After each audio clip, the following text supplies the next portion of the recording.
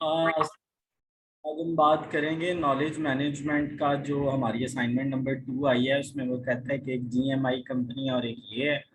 ये इन कंपनीज के प्रोफाइल दिए गए हैं। कहता है कि टेबल 2 में कुछ क्वेश्चन आंसर किए गए हैं स्टाफ से। वो कहता है कि जी अच्छा, इसका अगर आपको सोल्यूशन चाहिए, सोल्यूशन तो आप मुझे व्हाट्सएप कर दें इस नंबर पे, मैं आपको भेज दूंगा। ठीक है। इसके चार्जेस हैं जी 250 रुपीज़, तो आपने पे कर देंगे। अच्छा, मैं आपको क्या बता रहा था कि जी आपने क्या करना है, सिंपली